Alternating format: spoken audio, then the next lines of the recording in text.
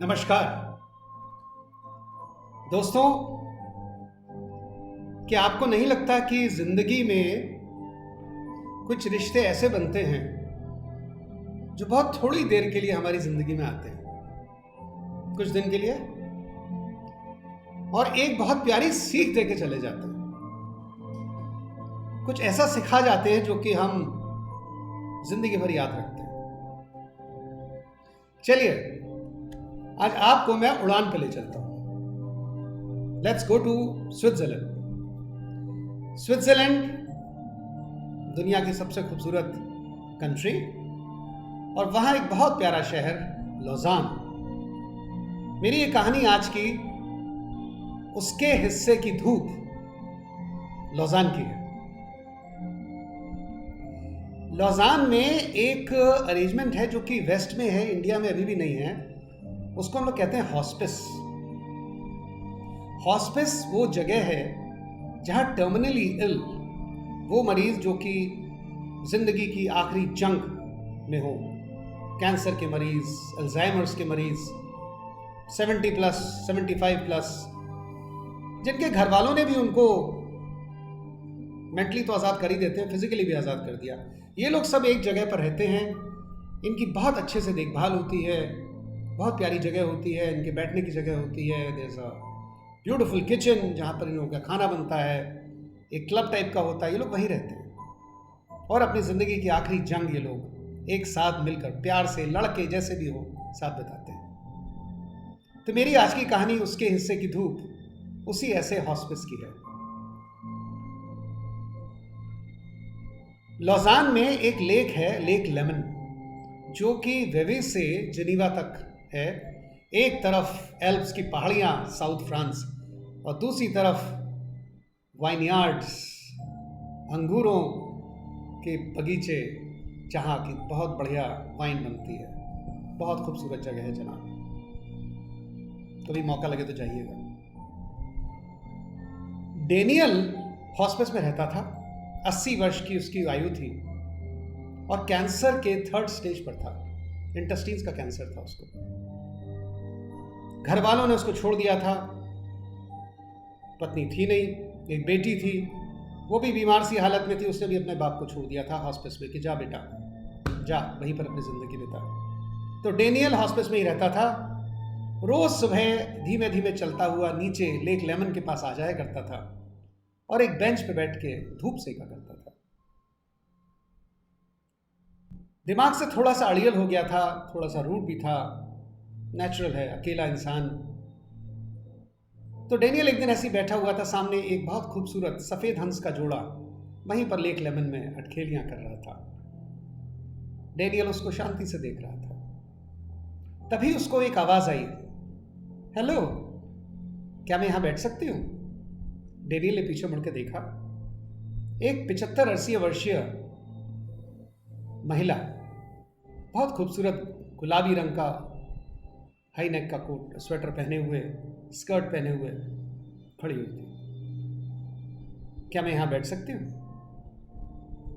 Daniel ने कुछ कहा नहीं, बात करने के मूड में नहीं था शायद। वो खिसक गया एक बेंच की तरफ और उस लेडी को उसने इशारा किया बैठने के लिए। वो बैठ गई। मेरा नाम नैन्सी ब्रिकेंजा है। मैं हॉस्पिस में आज ही आई हूँ और अच्छी जगह है। आपको जगह अच्छी लगती है? ये हॉस्पिस, यहाँ हर कोई मरने के लिए आता है। आपको जगह अच्छी लगती है? हाँ, मुझे अच्छी लगती है। कितना अपनापन है यहाँ, कितने अपनेपन से लोग रहते हैं। जिंदगी की आखिरी जंग को कितने अच्छे से लड़ते हैं। हाँ, आखिरी जंग को लड़ते हैं। कोई तरीका है रखने का? ऐसे रहते हैं? मुझे तो नफरत है इस दुनिया से। मेरे लड़के ने मुझे छोड़ दिया, मेरी लड़की ने मुझे छोड़ दिया। ये कोई तरीका होता है? डेनियल ने नैन्सी की तरफ देखा भी नहीं। वो देखने के मूड में भी नहीं था, बात करने के मूड में भी नहीं था। नैन्सी ने कहा, बहुत जिंदगी से नाराज लगते हैं, बहुत परेशान लगते हैं। क्या बात है? क्यों है इतने नेगेटिव आप? क्या हुआ नेगेटिव हो तो? क्या गलत है? क्या गलत कह रहा हूं मैं? क्या ऐसा नहीं है? लोग छोड़ नहीं देते हैं? अच्छा आप बताइए मुझे, आपको अपनी जिंदगी से कोई रिग्रेट्स नहीं है क्या? नैन्सी मुस्कुराई। नहीं, मुझे कोई रिग्रेट्स नहीं है। अच्छा, क्यों? सब कुछ मिला आपको जिंदगी से? यूं तो मुझे जिंदगी ने कुछ नहीं दिया। मैं एक ऑर्फन पैदा हुई, मुझे अनाथालय में पाला गया, मैं पढ़ी और फिर मैं नन बन गई। और आजकल मैं जिनेवा में एक स्कूल में पढ़ाती हूँ, एक मिशनरी स्कूल है, उसमें पढ़ाती हूँ। कुछ दिनों से मुझको कैंसर हो गया यूट्रस का, और मेरा ये 4th स्टेज है, आखिरी स्टेज है। तो मैं यहाँ आ गई हूँ इलाज के लिए और अपना आखिरी समय बिताने के लिए। मुझे ज़िंदगी से कोई रिग्रेट्स नहीं, कोई भी नहीं। अच्छा, कमाल की बात है, आपको ज़िंदगी से कोई रिग्रेट्स नहीं है? आप खुश हैं अपनी ज़िंदगी से? हाँ, मैं खुश हूँ, क्यों ना हूँ खुश। दोनों को बातों का सिलसिला हुआ। डेनियल को उससे बात करके कुछ अच्छा लगा। दोनों साथ साथ चलते हुए वापस हॉस्पिस में आए। तो एक जगह पर नैन्सी रुक गई। हॉस्पिस के एक कोने में एक वरांडा था, बहुत खूबसूरत सा, डाइनिंग रूम के बाहर। उसके कोने में एक मेज लगी हुई थी, बड़ी सुंदर सी मेज थी, उस पर बहुत सारे फूल थे। तो और कुछ कैंडल्स वहां जल रही थी और एक शख्स की वहां तस्वीर लगी हुई थी। तो नैन्सी ने डेनियल से पूछा, ये किसकी तस्वीर है? तो डेनियल ने कहा कि हमारे यहाँ पर एक नियम है कि जो इंसान भी दम तोड़ देता है यहाँ पर, उसकी तस्वीर यहाँ एक दिन के लिए लगाई जाती है। सब लोग यहाँ पर जितने लोग हैं वो आके कैंडल जलाते हैं और उसकी आत्मा को शांति देते हैं। बस एक दिन तक तस्वीर यहाँ रहती है, फिर उसको हटा दिया जाता है। दोनों जनों ने लंच खाया साथ में। इनकी आपस में एक अच्छी सी दोस्ती सी हो गई। रोज डैनियल नीचे चला जाया करता था और शुरू में तो नहीं, लेकिन बाद में नैन्सी का इंतजार करता था। और जैसी नैन्सी आती थी, वो पर्टिकुलर बेंच जो थी उस पर सुबह की बहुत अच्छी धूप आती थी, तो नैन्सी वहां के बैठ जाया करती थी और डैनियल के साथ उसकी घर की बातें, पुरानी बातें सब किया करती थी। एक दोस्ती का सिलसिला सा बन गया। और नैन्सी का हमेशा ये ख्याल रहता था कि मैं किसी तरह से इस इंसान को, इस नेगेटिव इंसान को पॉजिटिव करूं। वो कोशिश करती थी उसके रिश्तों को सुधारने की, उससे पुरानी बातें पूछती थी कि कैसे हुआ, क्या हुआ, आपकी पत्नी के बीच में क्या प्रॉब्लम हुई, बेटी से क्या दिक्कत है। ये सिलसिला चलता रहा। एक दिन डैनियल दुखी सा था, तो नैन्सी ने पूछा कि क्या बात हुई आपको, क्या हुआ? उसने कहा, मेरी बेटी का फ़ोन आया था, वो इस वक्त जिनीवा के एक हॉस्पिटल में भर्ती है, बीमार है। तो नैन्सी ने कहा, आपको जाना चाहिए उससे मिलने के लिए। मैं क्यों जाऊं उससे मिलने? उसने तो मुझे यहाँ डाल दिया, मैं क्यों जाऊं? नैन्सी मुस्कुराई। नहीं डैनियल, नैन्सी ने अपना हाथ उसके हाथ पर रख दिया। नहीं डैनियल, आपको जाना चाहिए, आपकी बेटी है, क्यों नहीं जाएंगे आप? और कौन है उसका?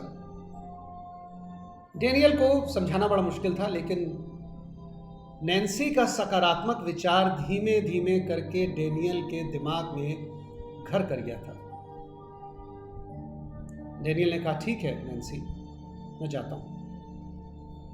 डैनियल 3 दिन के लिए, मुझे हो सकता है 2-3 दिन लग जाएं, कहकर डैनियल नैन्सी की तबीयत भी ठीक नहीं चल रही थी, बहुत खांस रही थी वो। डैनियल 3 दिन के लिए जिनीवा चला गया।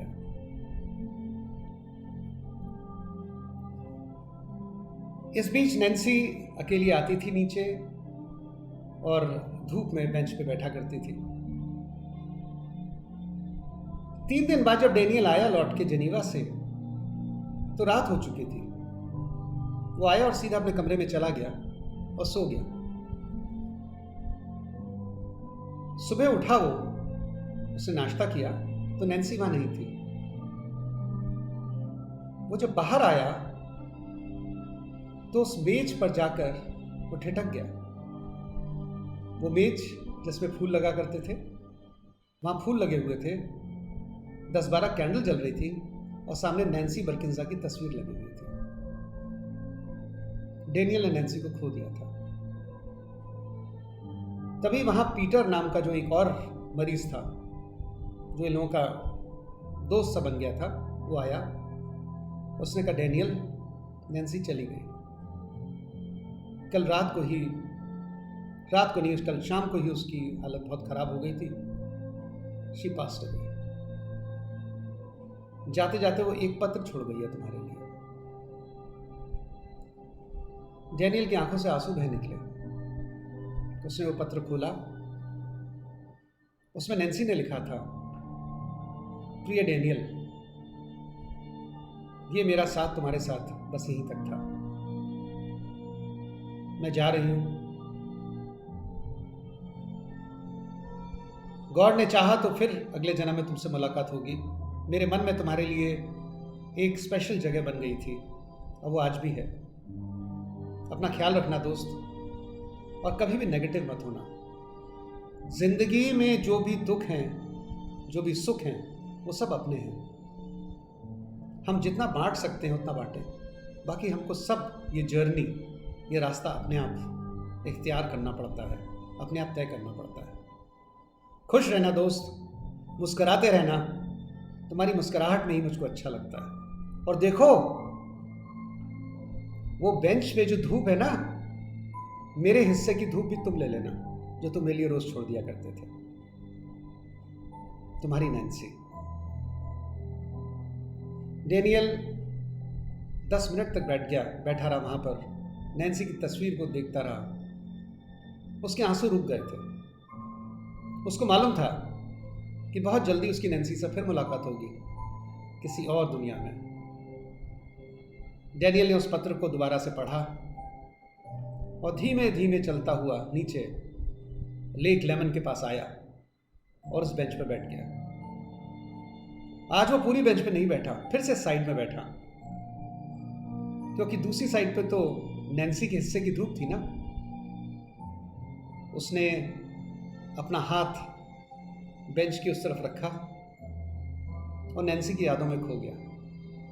सामने आज हंस का जोड़ा नहीं था, जो ये दोनों लोग रोज देखा करते थे अटखेलियां करते हुए। आज हंस अकेला था। न जाने कहां दूसरा हंस चला गया था। डैनियल ने आंखें बंद की और नैन्सी की यादों में खो गया, उसके हिस्से की धूप में। Thank you very much.